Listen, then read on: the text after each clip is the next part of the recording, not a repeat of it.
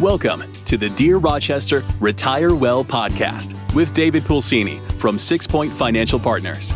In this podcast, find your path towards a brighter financial future with David as your guide as he helps individuals, educators, and healthcare professionals explore ways they can build wealth while minimizing risk using a multifaceted, comprehensive approach to personal finance. Are you ready to take the first step towards a brighter financial tomorrow? Let's get started. Welcome back, everybody. We have a special episode today. I'm really excited to share it with all of you. In our last episode, I mentioned that one of the things that we often overlook heading into retirement is the emotional side of it, right? How do you feel when you retire? Where is the purpose found? Meaning, like, what happens to the identity that you've built and you've had for so long, working decades sometimes at certain places, and that identity might just go away. So I'm not going to get into a long bio. I'm going to let him tell his story. I'm going to try to talk as little as possible, Dr. K. But I want to welcome you onto the podcast today. How are you, sir? I'm doing well. How are you, Dave? Good. Let's just start from the beginning. How did you get to where you are today? And then just explain to our listeners what you actually do. And it's pretty awesome for our listeners that are headed into retirement or that are in retirement, really anybody else. So go ahead. Absolutely. Yeah. Well, as I relay a story, if you're listening to this, you're in retirement, about to go into retirement, I want you to take a look back, maybe reflect on your own life years earlier and see if you relate to any of this. There was a point in my life about 11 years ago now that I had made it seemingly to the top of my career, in the sense of I had achieved the goals that I had set out for myself after graduating from college. I graduated from Cornell University, not too far from your neck of the woods, Dave, and with degrees in applied economics and management and biology. And I was working for one of the premier Wall Street investment banks at the time. This is 2005 when I started there. Yeah, it was a fun time to be in that industry. And the years ahead, I had no idea what was coming. But anyway, so as those years progressed, I worked really hard to move up the ladder. I think it's something that a lot of us can relate to. And I saw myself as a high achieving individual. I wanted to move forward, achieve more, get the promotions, because this is what we were told, right? You go to school, you go to college, you go get a good job, you move up, you get married, you have kids, and happily ever after, right? There it is. That was the story. So I was working through that. So then, of course, the Great Recession hit, and we went through an extremely stressful period of time in the industry, outside the industry as well. But as a guy in my early 20s at the time, I figured I'd just put my head down and work, focus on what I can do right now. And how much can you take out of your current investments and never run out of money? When is the absolute best time to take Social Security? Are you 100% confident in your investment strategy? Are you paying too much in taxes? Why? If something were to happen to you today, what would they find? If you are doubting any of this and would like a second opinion or to review these items, along with many more, feel free to reach out to us. You can visit us at www.sixpointsfp.com or email us at info@sixpointfp.com. Back to the show.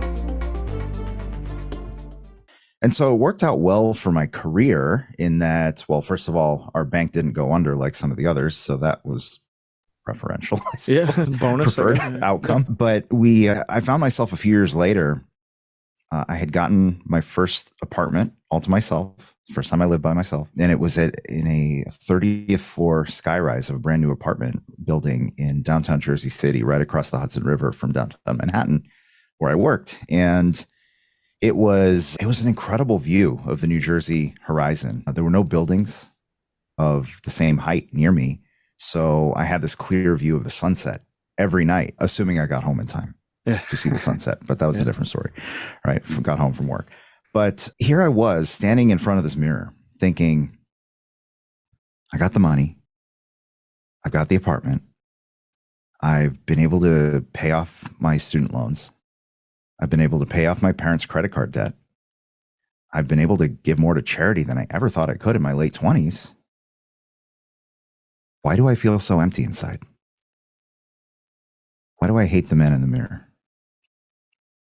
And nobody knew the struggle that I had been going through at the time, because I put on a mask, I'd go to work, figuratively, not, I guess, Now we have another relation to masks, but whatever. It was a figurative mask. Right. I would go to work and nobody would know what I was going through. But I was dealing with burnout, and I was dealing with on the verge of more mental health challenges. And I knew that something had to change. I was lonely.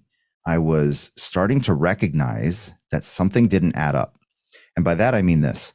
So I'd gone through school. I had gotten the A's. I'd gone to an Ivy League university. I had done well, double major. Here I am working at a premier investment bank. I'm moving up the ladder, got the promotions, got the money, blah, blah, blah. Okay, next step is find a wonderful person to get married with, have kids, and go forward. That was what I thought. But when I looked ahead at the people that were further along in their career and in life ahead of me, I saw a different story.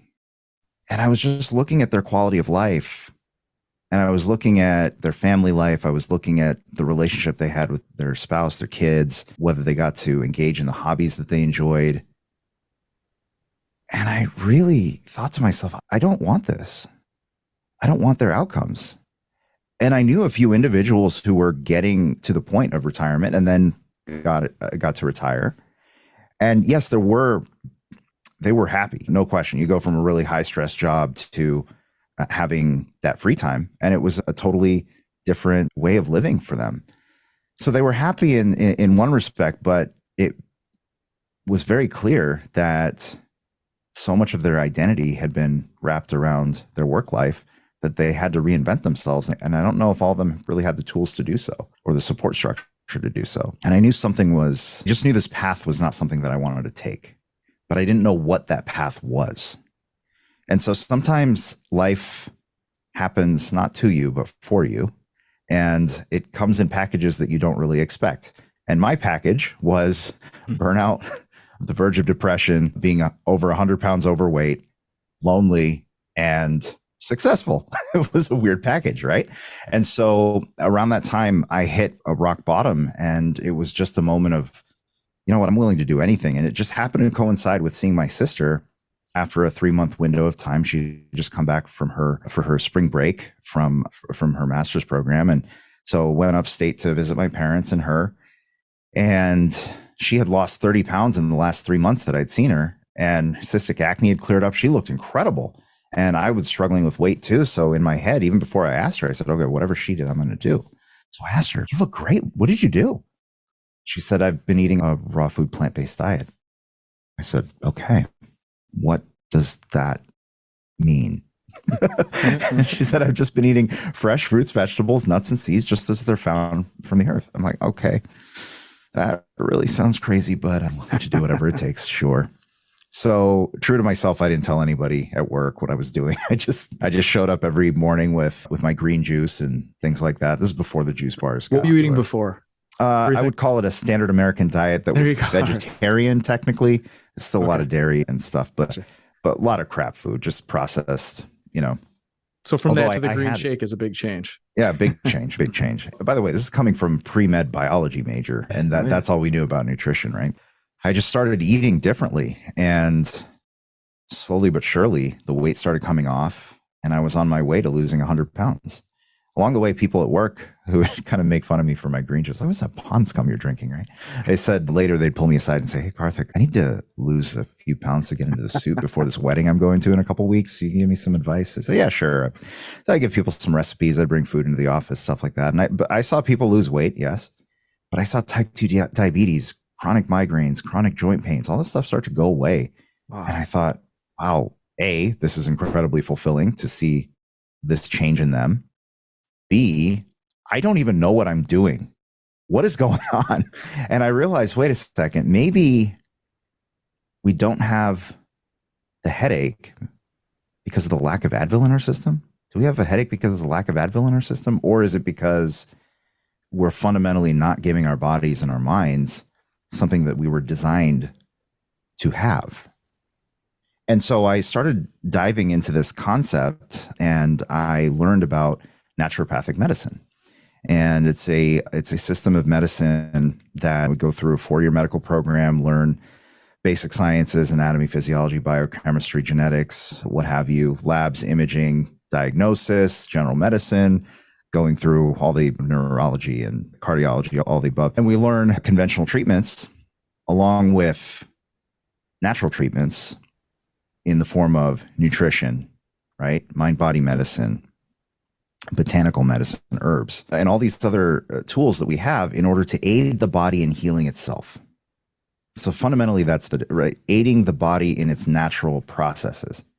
How do we boost your gut health to support your metabolic processes, to support your immune function, to support your hormone balance, et cetera? I learned about this. This is fantastic. I decided, you know what? I'm going to leave my Wall Street career and go to medical school in my 30s. And that was an opportunity for me to reinvent myself. I said, hey, I'm going to move from New York to Arizona. And in Arizona, nobody knows who I am, other than my sister who had moved there at the time. So by that time, and she was the only person I knew in Arizona. I got a chance to reinvent myself going to medical school. And I just said, who is Dr. K of the future? Who is the version of me that I want to become? Okay. And this ties into anyone who is retiring or thinking about retiring. Who do you want to be 5 years from now, 10 years from now? What is the life that you want to have? And so that's what I was thinking. Like, who's this Dr. K of the future that I'm striving to become? What are his habits? Routines? What does he eat? How does he sleep? When does he sleep? How does he move his body? What exercise routines? Who does he spend time with? What books does he read? Does he read? I didn't used to read books at all. And now I'm an Audible junkie, right? So I started doing those habits, doing those things that were in line with the person that I wanted to become. And sure enough, over the course of time, you start living not a reflection of your past, but more into the vision of your future. And so that was the genesis of getting to this stage. And so as I finished medical school and I started working with patients, I realized there was a slight disconnect. One was, let's say I was working with a patient for helping them reverse type 2 diabetes, right? We come up with a treatment plan that includes nutrition and botanical medicine, all this stuff. And then we come up with a treatment plan that they buy into, that they're a part of, and they come back in a month and nothing has changed, because they didn't do the nutrition changes, et cetera. And I realized that healing starts and ends in the mind. It starts in the mind. And even my own journey, yes, the nutrition was the key that shifted my mental health, but it wasn't the impetus. We change when it hurts enough, right? Yep. In whatever stage in life. So as we're looking into retirement and we're wondering what we're going to do, and it starts to feel painful, pain produces two outcomes. There's the common outcome where pain produces suffering. And suffering to me is sitting in pain longer than is necessary, living a reflection of the past, fearing the future, staying in that state and worrying longer than is necessary. Emotional health is not the absence of feeling, the being bulletproof, being strong for other people. It is being able to identify, process, and react in a healthy manner. So you reduce the duration of pain, you reduce the intensity of pain. And so you're able to process the scenarios and then produce the other outcome from pain, which is opportunity. So if it hurts right now thinking about what am I going to do with my life, maybe instead of fighting it, gently lean into it. What is this allowing me to see that I would not be able to see otherwise?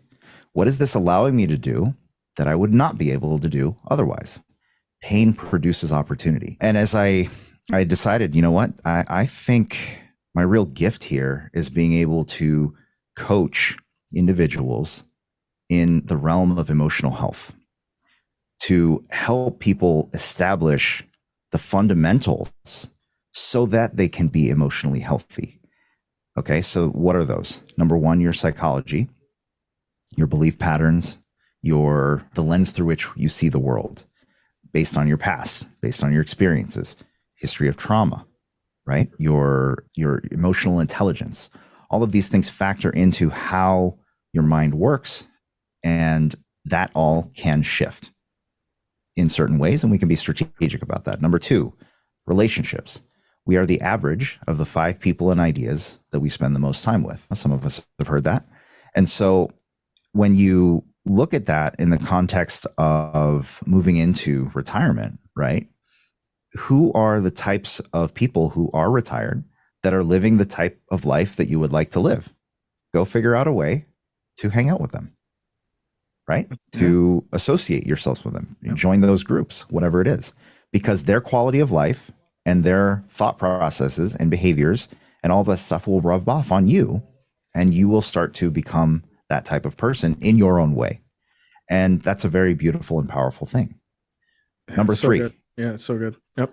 Number three pillar of emotional health, nutrition. 90% of the neurotransmitters that regulate how we think, act, and feel are not actually made by our own body. They're made by the bacteria that live in our gut. There's ones that are helpful and ones that are harmful.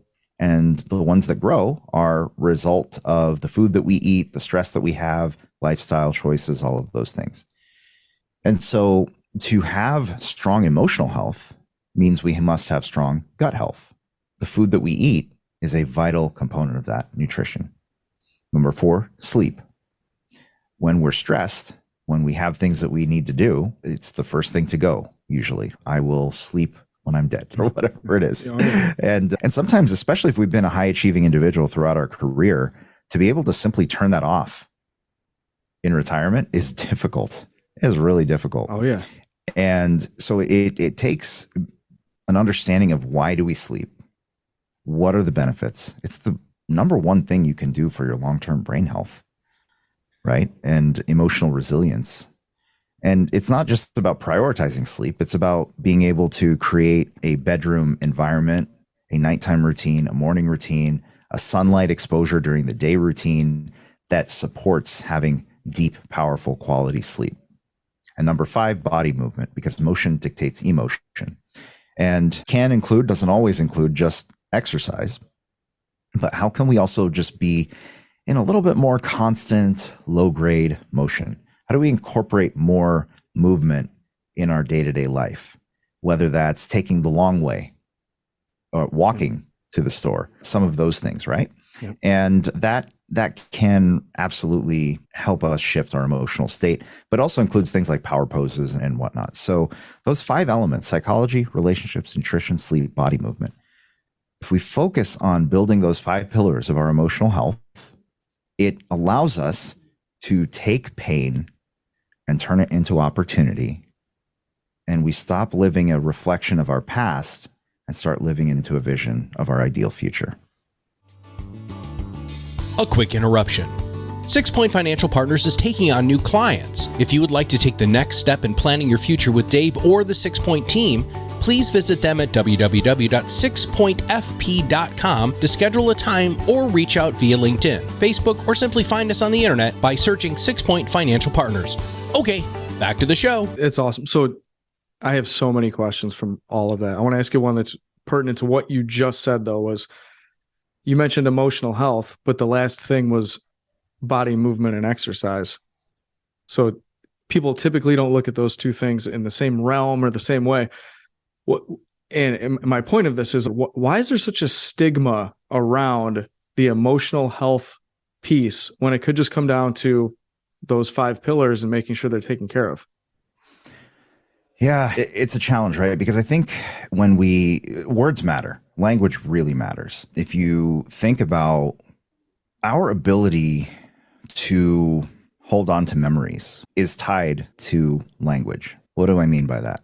If you didn't have the capacity to think in words, how would you describe a past event in your mind? How would you experience it? It would be a feeling, perhaps. Yeah, how it made you feel. Yeah, but it's very hard to convey a lesson without language. Yep. And so language is really powerful. Language matters when we say things like health. So let's do word association. If I say health, Dave, what words come to mind? And actually, if you're listening, do this for yourself too. What words come to mind if I say health? Exercise, your green shakes, vegetables, fruit. All those things. Now the five pillars, but. Now if I say mental health, what might come to mind for most people? Yeah, psych wards and therapists. Or anxiety, yeah, depression, bipolar, ADHD, schizophrenia, fill in the blank. Isn't that interesting? Health equals all of those things you described, healthy things. But you put the word mental in front of it and word association, it becomes all these other things that are more in line with mental illness. And so when I say emotional health, okay, realistically, is there fundamentally a different, like those 5 pillars, Right, positively impact mental health, positively impact emotional health? Is there really that much of a difference? There is, only in how we perceive it. Because when I say emotional health, well, first of all, okay, emotional health, what does that sound like? it sounds like I should have a lot of feelings. Yeah, like healthy feeling, healthy processing of feeling. Like, oh yeah, emotional health. That sounds But good. it's a I good want thing. some of No, that. it's a good thing. I want It's that. a good thing. I Right? don't want exactly. mental It's health. like Yeah. emotional health. I want that. Yeah, Yeah. yeah. So again, I think the stigma, certainly it's centered around language, but I think it's also that fear of the unknown, right? And or when somebody's going through a challenging time, when they're walking through the darkness, if you haven't been there, it's very hard to understand how to support somebody that's been there, that is there. And I think that fear is what holds people back from really being able to embrace that, hey, you know what? Having strong mental health, emotional health, it's something that we could all benefit from. And if we create the foundation that allows those things to survive, the 5 pillars, then we're just going to be better off. If I had a dying plant here and I asked you to help me solve this problem, you might say, change the soil, water it, sunlight, give it some more sunlight. And those are the pillars that a plant needs to be vibrant and healthy. These are the pillars that we need to be vibrant and healthy. Yep. Yeah. So let me throw this back. This probably was 10 or 15 minutes ago, but I feel like I have to ask this because there are a lot of folks out there that don't know what the next step is, or they don't know what they don't know. Like, how did you know when you were at that point to visualize yourself 1 year, 3 year, 5 years, 10 years? I listen to a lot of stuff, a lot of podcasts where we read a lot. So I've heard this a lot. Visualize who you want to become. And this could apply to a lot of different things, but how did you know at that point to even do that? Do you remember what triggered that in any way? Yeah, I remember what triggered it. While it's not a unique concept or thought, Yeah, I hadn't heard it from anyone at the time. Yeah, that's what I mean. It was Yeah, unique to me at the time. But Yep. what triggered it was simply when I was moving from New York to Arizona, the movers had taken out everything on the truck, and I had my one bag, and I was on the plane. I was flying out of Newark Airport, Newark, New Jersey, and Yeah. I was literally watching my old life fly behind me, Wow. Yeah. flying away. Yeah. There's one of those moments that you just feel yourself turning the page to the next chapter of your life, right? And I'm sitting there going, wow, I get to write the next chapter. And in that realization of, wow, nobody in Arizona knows me. If there was ever a time to reinvent myself, this would be it. Well, who do I want to become? What does Dr. K of the future look like? And that was the thought process. It was that simple. That's amazing. And you know this, and I'm sure you've heard these things before because of your background or whatever you told us. And a lot of folks will say, yeah, but he was successful. He had, and whatever, I don't even know if this is true. He had tons of money, so it was so easy for him to go to Arizona and reinvent himself and slow down and do that. What do you say to the folks that would say, yeah, but he was able to do that financially? There was definitely certain elements financially that were helpful. Cost of living by yourself in New York, regardless of what you make, is challenging, right? So I guess it's all relative, right? Yeah, I didn't have a ton in savings and that sort of thing, but it was enough to feel, okay, you know what, I can get through a few months in Arizona before my student loans for medical school and all those stipends come in. But I knew that I was making a decision that financially would, quote unquote, set me back several hundreds of thousands of dollars. Not working for the next several years, all that stuff, right? So that was a risk, but it was one that I knew I had to take. But the reality is that when I actually look back and see could I have done it with less? Yes, because even if I knew then what I knew now, if I could go back in time and tell my younger self something while he was still in the previous career, I would have said, and let's say leaving was not in the cards, because actually I would say the money, sure, but the part that made it easier for me to leave because of life circumstances is because I wasn't married. I had no kids. It was just me. Yep. And so it's a lot easier to pick up and move your life when it's just you. Right. And so that I would say was the biggest advantage I had, regardless of anything else at that time. Interesting. But in working with business owners who have families, right, where they feel they're pulled in both directions because they have to support both. And they have people that are employed by them that their families they're responsible for it. So they're pulled in all these different directions. And then it's, well, how do I reinvent myself in the middle of all this? And as I coach them now, we start to just look at, okay, everybody's story is different. There's no blueprint for how to do this.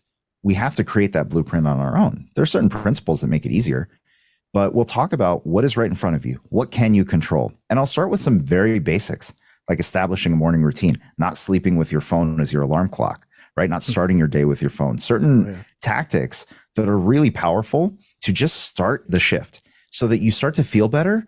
And when you start to feel better, you start to think differently. When you start to think differently, that's when you start to create your own path.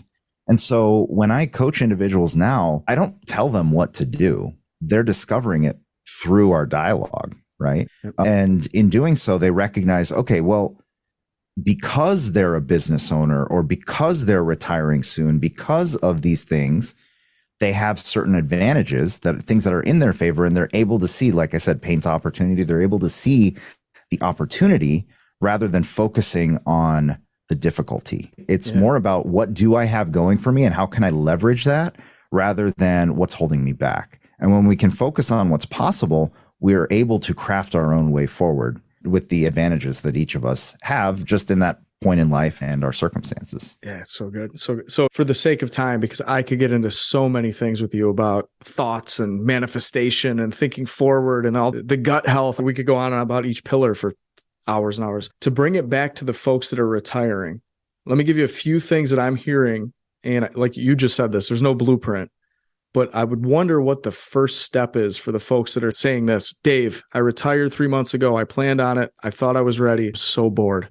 Number one. Number two, I get the projects aren't going any faster. I thought I was going to have all this time and I thought I would get it done. But you know what I'm finding myself doing is just procrastinating because I know tomorrow is going to be the same as today. My home project list that I was doing more while I was working than I am while I'm retired, which makes no sense. And then the third thing, and this might be the biggest, is, and I do get this infrequently, but I do get it. And I feel pretty badly about this, is I wish I didn't retire. I wish I never did it. And I have major regrets about doing it. It may not be financial. It's the emotional side of it. They lost their identity. My identity's gone. I was the boss. I was the person. Now I'm at home and it's just, I'm not that person that I was, and I'm not looked up to in the way that I was. So what would the process be that you would take some of those folks through if they came to you and just said, I'm bored, I can't get anything done, or the biggest one is just the regret. Right. Yeah. And the individuals that I work with who were, I'm thinking about two clients in particular. One is just finished up a 6-month coaching program with me, and he owns a family business. His son and son-in-law are taking over. He's retiring. And another one has sold his business to his son, and he is in retirement, stepping aside, discovering, right? So boredom. This one is definitely one that is prevalent because when we're so busy, right, we have things to do, we feel purpose in our work. And so when we don't have that, well, now what do I fill my time with? And unfortunately, now we have so many ways of filling our time that are not really fruitful either. We can scroll on Instagram or whatever else, right? Yeah. But you can also free up time to listen to amazing podcasts such as this one. So things can open up that way. I think one of the things that we can start with is, what makes you feel the most alive? What are the activities that you enjoy doing that just make you feel the most alive? And so if I ask myself that question, it would be, I love singing in the car when nobody else is with me and I can just belt it out and it's just, nobody knows it's happening. I enjoy it. I don't do it for anyone else. It's just for me. It's enjoyable. What's your favorite Dave, song? what about you? What's your favorite song to do that to? Oh boy, there's so many songs. I'm gonna picture Dr. K driving down the road singing now. So I don't know what song you're listening Well, why to. don't we just start with favorite band? You want to take a guess? Go with the band. For you? Well, for me, yeah. You want to take a guess? Yeah, you totally look like a heavy metal guy. Oh my goodness, yes. Yes. I have no idea. Yeah, Backstreet Boys. You were right. Actually, Metallica. Backstreet Boys, Metallica, exactly. No, I just bought tickets to their show in Phoenix in next September. Awesome. So I'm excited to go to that 2-night event. Yeah, so it's usually something like that, Disturbed. Could be Counting Crows or One Republic. There are other things as well. But anyway, so something like that. Sometimes, even if now you may say, that's not purpose, like to sing in the car. But if it makes you feel alive, it starts to shift the way you think. After you do that activity, now you're like, okay, that felt good. I feel good. How can I create more of this? What can I do that creates more of this? And then as far as procrastinating, there are many reasons that we might procrastinate, and this is a much deeper conversation. We might need another podcast just for this one alone. One of the reasons that why we procrastinate is fundamentally, what are we doing? We're avoiding a task. We're avoiding doing something. Anytime that we do or do not do something, generally we are pushing a belief system about ourselves to make it true. So if deep down inside, we have a belief system that I'm not good at finishing things. Now, under the pressure of a deadline, everything else, we go and do that no matter what. But if we believe, I'm not good at finishing things, why would we start something if we know we're not going to finish it? If we have a belief system that I let people down, then if you were to complete the project and your spouse is happy, you wouldn't have let this person down. But your belief system is that you let people down. It's a very in-depth conversation that I would go through. So there's a concept of we want different outcomes in life. And so what leads to outcomes? Actions lead to outcomes, right? So then New Year's comes around. We're like, New Year, new me. I'm going to go to the gym every single day. And by January 4th, it's over. So why? Because we think that a new action is going to create the new outcome. But what actually motivates the action? Let's go one level deeper. It's a belief system about ourselves. We're always going to take actions that are most consistent with who we believe we are, or not take action in the case of procrastination in a way that's consistent with who we believe we are. Beliefs lead to actions. Actions lead to associated outcomes. And then those outcomes reinforce the belief pattern. It's a cycle. So if you want to have a new outcome, you have to start with a new belief pattern. That's why we craft the vision of the ideal version of ourselves. So if we craft the vision of the ideal version of ourselves, then that is a person who creates a home that is exciting. So maybe that home project is included there. Is able to commit time to the relationships that matter, live a fruitful relationship-filled life, right? Yeah. All of those things. And so when we start living in that belief system, it creates new actions, new outcomes. So that's one way to address procrastination, is really look at what are the belief patterns that are actually running my life. I could turn this into a coaching just for me right now, man. So I'm like, I'm a morning person who believes that I get things done. So what do? I drive people crazy at 6:30 in the morning because I'm out doing things when normal people are, or in the house doing things, even better yet. Well, everyone should be sleeping or maybe taking it easy in the morning. I don't know. But I can totally see how that makes sense because I do that. And the one about, I wish I didn't retire, regret. This is a tough one. I've heard this one too. It's uncommon. It's uncommon. I've heard it. What we have to look at is what did your work provide you? When you were working, what did it provide you? What were the feelings that it provided you? So I want, for those individuals, or even somebody that's approaching that stage where there's like, would I be better off still working now? I mean, it's not full blown regret, but that doubt that just seeps in there. There are many models of human needs, and there's Maslow's hierarchy and whatnot. The model that I like working with is simple, is number one, 5 needs. Number one, stability, because we need the roof over our heads, food in our belly. We need to know that our most important relationships are solid, right? Marriage, things like that. Number 2, excitement. We also need some variety, spice of life. You mentioned that feeling of every day is the same as yesterday. We need excitement. We need things to look forward to. That is a need. It's not a luxury. That is something. Now, granted, sometimes life provides us those things and they're not things that we want. We call them problems. It's still exciting. Right. So number 3, human connection, right? And so sometimes working provides that human connection because there's just more people that you're interacting with. Yep. And people really enjoy that. Number 4, growth. We always have to feel like we are growing. Always. Every human being, every animal, every plant, every business, harshly, if we're not growing, we're dying. Yeah. We have to keep growing in some way. Doesn't mean that we have to be great at things. So if you always wanted to learn that other language, go for it. Doesn't matter if you're not fluent later, go for it. You ever wanted to learn guitar, go for it. Do it, right? Give it a shot. It's a great way to stimulate the mind, especially as we age, to keep it healthy and fresh. And it provides that sense of growing. And then the most important one, number 5, is purpose. And this is, I think, where people put so much emphasis on their work, is their purpose. So the question is, let's say, you were an executive of a company and you're retiring, right? What is your purpose outside of your job? What is your purpose in the absence of the career? What is your purpose in absence of your community? What is your purpose in absence of your family? Like, even if you were to extract yourself and put yourself in a totally different town just by yourself, right? What would you want to do? And here's one shortcut that for the sake of time, I'll just give the answer rather than help our listeners here arrive at it. But one shortcut to finding purpose is look at the challenges in life that we've overcome, right?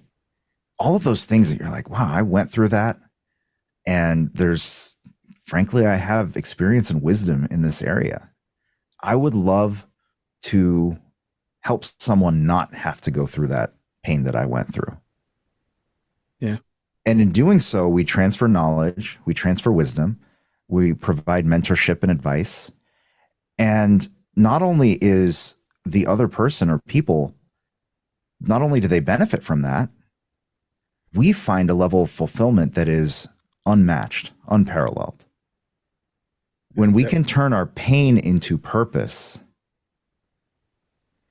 that's the ultimate freedom. Yeah, you keep saying that. The saying that I've heard is, you are best equipped to help the person that you once were. That's right. Because now you know. That's right. I'm going to get you that t-shirt. I love it. I love it. This was awesome, Dr. K. I know you're obviously an extremely busy guy. How can our listeners, I have 1,000 questions I could ask, by the way. I'm going to have you back on. How can our listeners find you, get a hold of you, social media, whatever you're doing? How can our folks get a hold of you or follow you? Absolutely. drkarthikramanan.com. I'm assuming you'll have the link in the show notes. Yeah. Oh, yeah. It'll all be on there. So, yes, sir. Yeah. drkarthikramanan.com. Anyway, so you can find me there. That's my website. There's you can learn about the group online courses that I have that are available to anyone everywhere, live programs. And as far as social media, you can find me on YouTube, on Instagram, Dr. Karthik Ramanan. And my deepest passion really is helping businesses become emotionally healthy companies, because we're going through a true epidemic right now in terms of burnout and emotional health challenges in the workplace. And I think especially as we're going through right now, we're recording this in December of 22. The recession is in our common vocabulary these days. And so I think it's a stressful time for everybody, business owners, employees alike. And when we can implement that 5-pillar approach and learn how to be emotionally healthy, have the toolbox of skills to learn how to process pain and difficult situations and stress as they arise, not only are we better as an organization, we're more productive, we're able to serve our people better, our clients, our customers better. And every individual who works at these organizations are able to go home and be a positive influence for their family and their lives. We need more positive emotional health in the world. And I love delivering that through companies. So if you are listening to this, business owners who care and really do want to, more than the lip service, actually want to do what it takes to help build an emotionally healthy company, you can learn more about that at emotionallyhealthycompany.com. And we can discuss further from there. That's so good. I am so grateful to have you on today. I appreciate it. I know the listeners are going to get a ton out of this. It may be helping thousands of people that are just listening that got a lot out of what you just said. But folks, please go follow his stuff, check in with him, get onto that website, and for now, make it a great day. Thank you for listening to the Dear Rochester Retire Well podcast. Click the subscribe button below to be notified when new episodes become available. The information covered and posted represents the views and opinions of the guest and does not necessarily represent the views or opinions of 6 Point Financial Partners. The content has been made available for informational and educational purposes only. The content is not intended to be a substitute for professional investing advice. Always seek the advice of your financial advisor or other qualified financial service provider with any questions you may have regarding your investment planning. Content here is for illustrative and educational purposes only. It is not legal, tax, or individualized financial advice, nor is it a recommendation to buy, sell, or hold any specific security or engage in any specific trading strategy. Results will vary. Past performance is no indication of future results or success. Market conditions change continuously. This commentary reflects the personal opinions, viewpoints, and analysis of 6 Point Financial Partners. It does not necessarily represent those of RFG Advisory, Private Client Services, their clients, or their employees. This commentary should not be regarded as a description of advisory services provided by 6 Point Financial Partners or RFG Advisory, or performance returns of any client. The views reflected in the commentary are subject to change at any time without notice. Securities offered by registered representatives of Private Client Services, member FINRA SIPC. Advisory services offered by investment advisory representatives of RFG Advisory, a registered investment advisor. Private Client Services, 6 Point Financial Partners, and RFG Advisory are unaffiliated entities. Advisory services are only offered to clients or prospective clients where RFG Advisory and its representatives are properly licensed or exempt from licensure. No advisory services may be rendered by RFG Advisory unless a client agreement is in place.